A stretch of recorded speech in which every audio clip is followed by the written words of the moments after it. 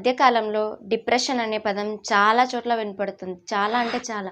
ఒక స్టూడెంట్స్ కావచ్చు, లేకపోతే ఒక లవర్స్ కావచ్చు, ఒక జాబ్ మేకర్స్ కావచ్చు, ఎవరైనా కావచ్చు. Depression, depression, depression. మీరు అబ్జర్వ్ చేసే ఉంటారు. ప్రతి దానికి ఏ చిన్న గొడవ జరిగినా కూడా డిప్రెషన్. ఒకరు మనతో మాట్లాడకపోతే డిప్రెషన్. ఒకరి నుంచి మనం దూరంగా ఉంటే డిప్రెషన్. ఒక జాబ్‌కెళ్ళాము. జాబ్‌కి రాకపోతే డిప్రెషన్. వస్తుందో రాదో అన్న ప్రెషర్. దానివల్ల కూడా డిప్రెషన్. స్టడీస్ వల్ల డిప్రెషన్. ఈ విధంగా వివిధాలుగా మనకు డిప్రెషన్ అనేది మనల్ని కుంగదీస్తుంది నిజంగా. చాలామంది ఈ సమస్యతో బాధపడుతున్నారు. ఫర్ ఎగ్జాంపుల్ స్టూడెంట్స్ తీసుకుందాం. స్టూడెంట్స్ ఏంటి, వాళ్ళు చదువులనేది చదవలేక, తట్టుకోలేక ఆ డిప్రెషన్‌కి లోనై నేను పాస్ అవుతానా? లేదా? ముందొస్తానా? వెనకొస్తానా? నా వల్ల అవుతుందా? కాదా? అనేసి ముందే వాళ్ళు ఊహించుకుంటారనమాట. ఆ పని స్టార్ట్ చేసిన తర్వాత వన్ బై వన్ ఒక ప్లానింగ్ ప్రకారం చేసుకోండి. చేసుకున్న తర్వాత కంప్లీట్‌గా మీరు ఏదైతే ఇయర్‌లో ఉందో ఆ స్టడీస్ అది మీరు కంప్లీట్‌గా దాన్ని రీచ్ అవ్వగలరు. అంతేగాని అది రాకముందే నేను చేస్తానా, చేయలేదా అని ఒకదాన్ని చూసి భయపడ్డావనుకో అది నిన్ను భయపెడుతూనే పోతుంది. లేదు దానికి ఎదురుంగా నేను వెళ్తాను, దాన్ని ఢీకొట్టే కెపాసిటీ నాకుంది అనేసి ముందుకెళ్ళు ధైర్యంగా. ఖచ్చితంగా ఈ డిప్రెషన్‌లు నీకేం చేయవు. ఇంకా వేరే ఎవ్వరు ఏం చెప్పినా కూడా, ఎవరు ఏం చేసినా నీకు ఏమీ కాదు. నీ వరకు నువ్వు కంప్లీట్ చేసుకోగలవు. అంతే తప్ప ముందే ఆలోచించుకొని దాని నుంచి భయపడి నుంచి మళ్ళీ డిప్రెషన్‌కి పాలై నీ ఆరోగ్యము చే నీ ఆరోగ్యం అనేది కోల్పోయి ఇంత అవసరమా చెప్పండి? కాదు కదా! స్టెప్ బై స్టెప్ ప్లానింగ్ అనేది ఆ టైం ఉంటుంది. ఆ టైంని సేవ్ చేసుకోండి. ఉపయోగించుకోండి ఆ టైంని. ముందంతా టైం వేస్ట్ చేసి లాస్ట్ ఎగ్జామ్స్ వచ్చేసరికి కొంతమంది అర్రే! నేను అవుతానా కాదా? ఏంటి? ఇంట్లో వాళ్ళేమంటారో? బయట వాళ్ళేమనుకుంటారో? ఫ్రెండ్స్‌లో ఏమవుతుందో? వాళ్ళ ముందర నాకు షేమ్ అవుతుందేమో? అనేసి ఈ విధంగా ఫీల్ అయ్యి సూసైడ్ చేసుకునే వాళ్ళు కూడా ఉన్నారు చాలామంది. మీరు చూస్తూనే ఉంటారు. అలా కాదు. టైం ఉన్నప్పుడు one by one step by step మీరు నేర్చుకోండి. నేర్చుకొని మీ టాపర్స్ ఉంటారు కదా! ముందు టాపర్స్ ఉంటారు. వాళ్ళతో ఒకసారి కాంటాక్ట్ అవ్వండి. వాళ్ళతో మాట్లాడండి. ఏంటి? ఎలా? ఏం చేయాలనేసి ఒక ప్లానింగ్ నేర్చుకోండి. నేర్చుకున్న తర్వాత మీరు ట్రై చేయండి. మీకెందుకు కాదు చెప్పండి. అంతే తప్ప ప్రతి దానికి భయపడకూడదు. భయపడి మనం ముందుకెళ్తే అది వెళ్ళలేము. అక్కడే ఉంటాము.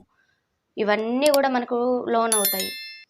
కాబట్టి ఏదైనా కూడా స్ట్రెయిట్‌గా మనకు ఢీకొట్టాలి అంతే. మనకు తెలియకపోతే తెలుసుకోవాలి. ఈ విధంగా చేస్తే ఈ డిప్రెషన్ అనేది మీరు తక్కువగా మీకు దూరంగా ఉంటుందనమాట. అదే విధంగా ఒక అంటే ఒక ఇంటర్వ్యూకెళ్ళొచ్చుంటాము. ఇంటర్వ్యూకెళ్ళిన తర్వాత నాకు వస్తదో రాదో అనేసి దాని గురించి ఒకవేళ జాబ్ రాకపోతే ఇంకా డిప్రెషన్‌లోకెళ్తారు. మీ ఆరోగ్యం కోల్పోతారు. మీ ఫ్యామిలీ ఏమవుతుంది? మిమ్మల్ని కన్న తల్లిదండ్రులు ఏమవుతారు? ఫర్ ఎగ్జాంపుల్ మీ పిల్లలు, మీ ఫ్యామిలీ ఉంటే మ్యారీడ్ పర్సన్స్ అయితే మీ ఫ్యామిలీ ఉంటే వాళ్ళేమైపోతారు చెప్పండి? ఒకసారి ఆలోచించండి. చిన్న వాటికే మనం లోకెళ్ళి ఆ తర్వాత సూసైడ్‌లకు పాల్గొని ఈ విధంగా మనం చేసుకుంటూ వెళ్తే అది లైఫే కాదసలు. జాబ్‌కెళ్తాము. నీ వంతు నువ్వు సహాయం చెయ్యి. నీ వంతు నువ్వు చెయ్యి. నీకెంత చేతనవుతుందో అంత చెయ్యి. ఆ తర్వాత వదిలేయి. అది నీకు రావాలని రాసిపెట్టుంటే వస్తుంది. లేకపోతే లేదు. అంతే తప్ప దాన్నే పట్టుకొని అదొక్కటే కాదు గదా! మనకు ఆప్షన్ అంటే. లైఫ్ అంటే ఒడిదుడుకులు వస్తనే ఉంటాయి. గెలుపోటములు వస్తనే ఉంటాయి కదా! ప్రతి దానికి మనం రియాక్ట్ అయ్యి నాకొస్తదో రాదో, నాకు రాకపోతే అట్లా వాళ్ళనుకుంటారు, ఇది కాదు. నీ లైఫ్ నీ ఇష్టం. నీ వంతు నువ్వు చెయ్యి. నీకు వచ్చిందా సంతోషం. రాలేదా సరే నేనింకా డెవలప్ అవ్వాలని చెప్పి మళ్ళీ నెక్స్ట్ దానికి నువ్వు ప్రిపేర్ అవ్వు. అంతే. ఈ డిప్రెషన్‌లు ఇవన్నీ గూడా దూరం చేయండి దయచేసి. వీటి వల్ల చాలా మనకి లాసే ఉంది తప్ప లాభం లేదు. అలాగే ఫ్యామిలీ మెంబర్స్ ప్రతి ఒక్కరు రియాక్ట్ అవుతారు. ఈ ప్రాబ్లమ్ ప్రతి ఒక్కరికి ఉంటుంది. ప్రతి ఒక్క ఇంట్లో. వాళ్ళేమన్నారు, ఈళ్ళేమన్నారు, వాళ్ళలా జేశారు, ఈళ్ళిలా జేశారు. నేనలా అనుకోలేదు. వాళ్ళలా అనుకున్నారు. ఇవన్నీ వద్దబ్బా! నువ్వేమనుకుంటున్నావో అది మాత్రమే ముఖ్యం నీకు. అంతే. ప్రతి చిన్న విషయాన్ని పట్టుకొని డిప్రెషన్‌లోకి లోనవ్వడము, ఫీల్ అవ్వడము, హర్ట్ అవ్వడము, బాధపడ్డము ఇదంతా అవసరమా? నీ హెల్త్ ఖరాబ్ జేసుకోవడము ఇదంతా అవసరమా చెప్పండి? వద్దు మనకి. నీ చేతనైనంత ఏదైనా సరే నీ చేతనైనంత చెయ్యి. తర్వాత వదిలేయి అంతవరకే. ఎవ్వరేమన్నా పట్టించుకోవద్దు. ఎవ్వరేమన్నా గూడా పట్టించుకోవద్దు. అది మంచైనా, చెడైనా. వాళ్ళు మంచిగా మాట్లాడారనుకో పొంగిపోవద్దు. చెడుగా మాట్లాడితే ఫీల్ అవ్వద్దు. వదిలేయి అంతవరకే. ఈ విధంగా. ఇంకొక లవర్స్ అయితే ఎలా ఉంటారంటే ఫోన్ కాల్ రాకపోతే హర్టింగ్. మెసేజ్ రిప్లై రాకపోతే హర్టింగ్.